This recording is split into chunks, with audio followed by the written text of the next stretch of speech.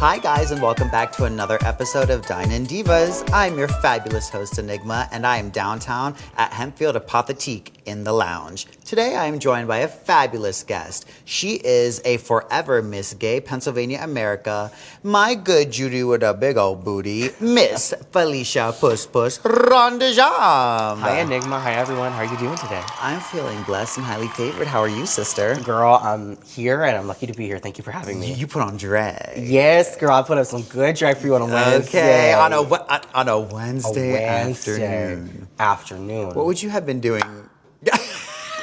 What would you have been doing today had I not dragged you out into this nonsense? I probably would have been on the couch at home, finishing up, some holiday decor, maybe doing some cleaning, some domestic duties. It's the weekday, so like as a gremlin, I'm not doing much. Right. It's a Wednesday. We're What both do we stay do? at home. We are. Wives. We're both full-time wives and drag queens.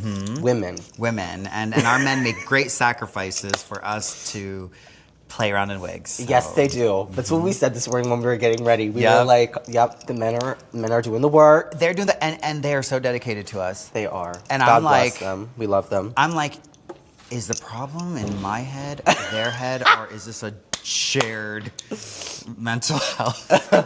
It's a special kind of love. No, I love our men. Yes, I love our partners, and I love that they both get along, and I love that we have like camaraderie. And I think that's one great thing that I found in like drag is that like there's other couples in drag, and like you meet other drag queens partners, and like you find like friendship and connections through those ways. And that's kind of why I started this, is because I wanted to like create more friends in queer spaces, and I didn't really know how to. And I think drag is giving me that outlet to be able to like meet so many wonderful people like you and Mikey and Michael and George and just like so many different people that I like never would have gotten to meet if I wouldn't have started doing drag. So absolutely. And you're new to the drag scene, yes, I am. Which many people wouldn't believe, but you are relatively new. How long have you been doing drag? So I've been doing drag for a little over 2 years now. So I just hit my 2-year anniversary. When I was crowned Miss Pennsylvania, I'd only been doing it for 8 months. 8 months. 8 months. That's just so impressive. Like, that blows my mind. So you came onto the scene, won this big state title. What happened next? What happened next? Oh my God, a whole whirlwind of craziness. Like when you win a regional title like Miss Gay Pennsylvania America, no one really prepares you. There's no rule book. You have wonderful sisters who have come before you who have done such an incredible job. So, the stakes are very high. There's such a high expectation. But the biggest thing for me during my reign is I just wanted to be really representative for the community, be out there, be visible, educate more people on the wonderful system. Not many people know about Miss Gay Pennsylvania America. Go to MissGayPennsylvaniaAmerica.com. Find out more information, support these girls. Pageantry is incredible, and it's well and alive here in the state of Pennsylvania, and it's just a beautiful form of art that I think more people should support. So that was my biggest mission, was getting it out there, more visible, and obviously it brought me people like you and other people in the community who definitely weren't necessarily seeing a place for themselves in the system before I had the opportunity to be fortunate enough to wear the party hat. So being able to wear that party hat and be able to show different people like you and other girls who were part of my class, like, this is something for you as well, and there's something for here to like gain and learn from this experience. And I was so fortunate enough to be able to go all over our wonderful state and get to like meet so many people and perform in so many different venues and just go places that I never would have had the opportunity to go otherwise. And so that was really the journey, was just like baptism by fire. It was just like you were thrown to the wolves, going girl. From doing drag, 2 to 3 times a month to doing drag consistently 2 to 4 times a week, back to back. And then you have your days where like, Pride season is crazy. So, you're doing so like crazy. 4 prides in one weekend. You're going Thursday, Friday, Saturday, Sunday. Different states, different cities. And like, as you're saying, like partners support, like I had a wonderful support system behind me, like my partner and my family who was very supportive, and friends and colleagues and people like you who I've met along the way who were just like, they're rallying me through the journey. If it wasn't for them, I would have never gotten through. Because it's a big job. It's a big shoes to fill. It's big shoes. I mean, and it's true when they say, it takes a village. It truly takes a village. It does. I think people see the glamour and the glitz on stage, and they're like, oh, they see that finished final package, but there is so much effort that has gone into that, not just by the person wearing it, it's the person who made it, the person that was zipping them up, that hair, the person that got those shoes on them. Like, it is Yeah. It's a team. It is a team, and I'm fortunate to have had a wonderful team behind me. People, even though I just started doing drag, I grew up in the theatrical industry, in the entertainment industry, here in Pennsylvania, local community theater, professional theater, dance concert, and stuff like that. And so I always grew up with entertainment and singing and dancing and art and costume design and hair and makeup, and I was always surrounded by those things. And so I learned through the years of being in those rooms and in those environments with people who were professionals once upon a time, or now they do this for fun or whatever the case may be. I got to pick up all those tricks of the trades along the way of being a theater kid. And so when the opportunity rose to do drag, it was kind of like, okay, when they say weaponize the BFA, they're not lying. It really is. Like, seriously. Because it is. When they say weaponize it, it's like you're weaponizing it because you have these connections. You have these connections in hair and in choreography and in dancers and in costume designers and production and things like that most people sometimes are still scratching their head as to, like, where do I find these resources? I had the opportunity to have those resources be readily available to me. So, like, when it was time to go, it was like, oh, I know exactly who to call. I know where to go, da-da-da-da-da-da-da. Whereas some girls are like, where do I go in New York City to get my stones? I'm like, oh, this is where we go to get the stones. This is where we go to get the ostrich feathers. This is where we go and do all the things. Yeah. And it's just because I've been involved in those being a boy backup dancer for forever, being in the back as a chorus boy and just like stuff like that. It has given me the opportunity to be able to take all that knowledge I gathered over the past 20 years and be able to hone it all into one specific thing. And I never really knew when or how I was going to be able to use all those tools that I picked up along the way. But I think pageantry has been the best place to be able to showcase them all. Do you think there's any moment that really stands out to you in your pre-drag career in the entertainment world that really helped prepare you to step into the drag world? Oh, absolutely. Doing theme park theater and theme park entertainment absolutely prepared me. I mean, so I spent 4 years doing theme park work post-graduating after I left the Institute in New York City.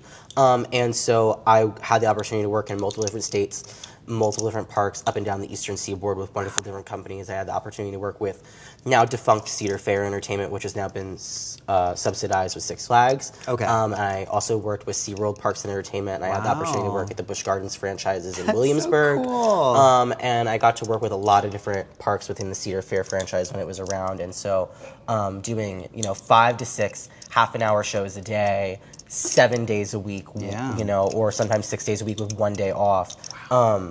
For That's 7 months out of 12 months of the year, it absolutely whipped me into shape and prepared me for drag and just like how crazy and how chaotic and how dedicated you have to be to do something like this, because like theme park theater, it eats your life. You know what I mean? It consumes everything. So just like in drag, like drag consumes your life, theme park theater is exactly the same thing. It's like you wake up, you eat, and you go to work and you do the art and you do the thing, and then you go home and you rest. You can do the exact same thing the next day and same thing. So it's like, it's very similar in that way where it's like, just like being on Broadway, it's like you are your art and your art is your job. And it's every day in and out. That's what you eat, sleep, and breathe. All the time. Yeah. Do you think there's anything in the drag world that you were completely shocked by, unprepared for, like, what is this? I think that's a really hard question. I think the biggest thing for me is just like how it all kind of works behind the scenes. You know what I mean? Like bars and nightlife are so different from professional theater in terms of like communication and organization and administration. And so I think like for me, like walking into some spaces and being like, oh, okay, you know what I mean? Because you don't want to be disrespectful to like, this is how we do things here.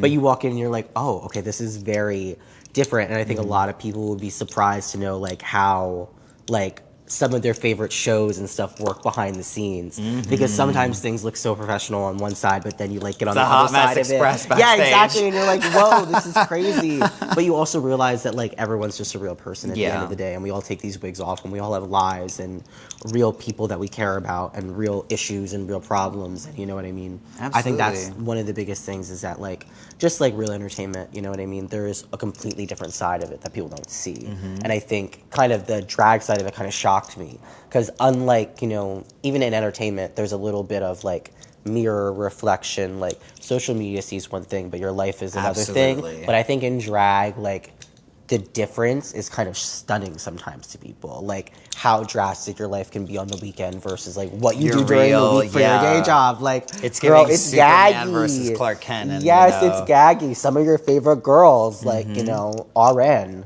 Yeah. Giving you that IV. Nurse practitioners. Yes, exactly. Or like, lawyers and stuff like that. Just like crazy things. I think that was the biggest gag for me is that like some of these girls, they got real big people jobs. Teachers, you know what I mean? Yes. Real important. And then they're living their lives as little slutty women on the weekends. I know. I'm like, I'm I don't know like, how do they keep up? You know what right? I mean? So, speaking of that, you do drag full time. How do you keep your body going? I mean, growing up as a professional dancer, like, I always was like taught to treat my body like I'm an athlete, you know what I mean? Like food is fuel and you have to treat your body accordingly. You have to cross train and you have to be like prepared off season and on season and all the things in between. So I think like having that 4 years of consistent dance work, 7 months out of the year, doing like dancing 8 hours a day, like that definitely prepared my body for my year of my reign of just like going constantly. But I think that's like the biggest thing is just like making sure you're taking care of yourself. And like sometimes you're like sitting on the couch and you're like, I need to do the dishes, I need to take the trash out, but I just do a full weekend of shows. My body needs the rest. You know what I mean? And it's like finding that balance for yourself of like what can we push for and what if we push for it, it's gonna take us out for the next week. You know what I mean? Like finding that balance physically and mentally of like what are our boundaries? Where do I draw the line and say I'm not gonna take that gig? Yes. I'm just not. Do I need the money? Yes. Do I need the rest? Even more. Yes. So, what the fuck is this? What is this? I don't even know. Not what is this? What is this? That is a high mosa. It's a mimosa. Is there anything special in it? There is orange juice, of course, the special ingredient, and cherries. Okay. It's a high noon? High mosa. Oh, okay. Mimosa. So, we have today a special little treat. This is a mimosa. It's so pretty and good. Infused drink here at Hempfield Apotheke. Unfortunately, though, my sister is allergic. Yeah, I am allergic. So, but you at least get 2. Double trouble for you. double fisted. And we have her a beautiful glass of water. Skinny. I'm not busting out of this I'm on the corset. Tic Tac diet. They Tic don't Tac lie diet. about the Pennsylvania 20. They don't. So I'm on my Tic Tac diet now. He said juice. It tastes like juice. Juice. Yes. Oh, I gotta stir it? Yeah. Shake it up. Shake it up. Looks at the camera and goes, Wait, I'm gonna blow bubbles in it. That might help. God bless. Okay. Ah! That's my sister, everyone. Hi. We love her. She's doing great, everyone. Okay. Okay.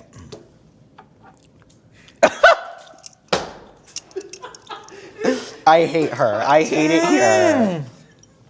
Oh, I love this drink. The best thing I've ever had. This is the High Mosa. Amazing. The High Mosa. Get yours now. Hempfield Apotheke, the lounge downtown Lancaster. But, oh, Yes. sister. Sister. have you changed? I think. I don't even know what I was saying. I don't even know Okay, either. so Miss Puss Puss, you came on the scene, conquered a crown, went to nationals, came back, got me a crown. We're going to nationals again, but Yes, what we is are. 2026 going to be like for Felicia? Well, I think 2026 has in store for Felicia possibly a couple more pageants, maybe, just maybe. But also, mostly, I'm really focusing on, like, helping girls like you right now. I just opened my own production company, JM Productions, where I kind of facilitate production quality entertainment, whether that be for, you know, a production show that you're performing and, you know, producing, or be a talent for a national level or local pageant, or if you're just looking to produce something, you know, for a local pride or organization or anything like that, any sort of business or facilitation where you need administrative, dancers, directors, choreographers, and producers. It's kind of what JM Productions is going to all encompass. That's kind of been my dream always. I always wanted to open my own production company where I focused on choreography and new and innovative entertainment, and I always wanted to break into the theme park entertainment industry and other entertainment industries to showcase, you know, production style entertainment and variety style entertainment. I feel like it's kind of a dying art in terms of just, like, you know, review shows and things like that, and I kind of want to bring that back. And I think, you know, something like, you know, me and my friend Greg. Something that we've always said is, you know, I always wanted to open my own theater company. I always wanted to have my own production company. And I always wanted to have my own dance studio. So I think JM Productions is the first step in that. And then, you know, if a theater and a dance studio ever come down the line, you know, JM Productions, that would be the home of that. You know what I mean? And so it'll always so cool. It'll always be there. And, you know, that's the long-term plan and the long-term goal. Like, I've always wanted to be on Broadway. That was always my dream. That's what I grew up doing, and that's still my goal today. I still want to be on Broadway. Producers, book me. Book her now. But I still want to be on Broadway. That's still, like, my dream and my end goal. But I always said that, like, I could see you playing Bach. I really could. Stop. I actually really would love to play Bach. I actually had it. I had a callback for that in college, which was really awesome opportunity. See, I knew it. Bach and Angel. They're two of my dream roles.